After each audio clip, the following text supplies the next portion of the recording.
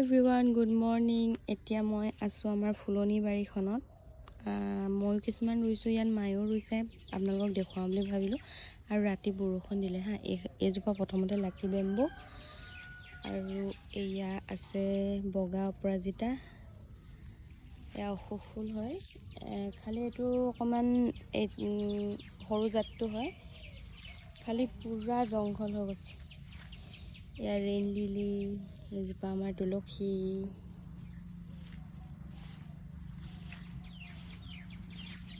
এয়া জবা ফুল ফুলিছে,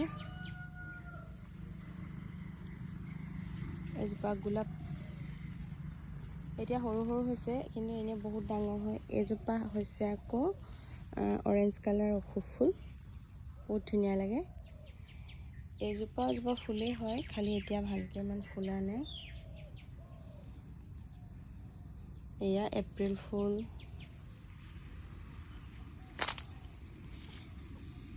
এয়া হৈছে ব্লিডিং হাৰ্ট।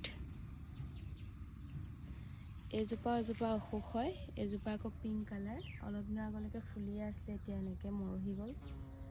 একে হয়, সৰু জাতি হয়, খালি পিংক কালাৰ। সেইফালেও এজোপা আছে অৰেঞ্জ কালাৰ অশোক, আৰু এইজোপা হৈছে মচন্দা।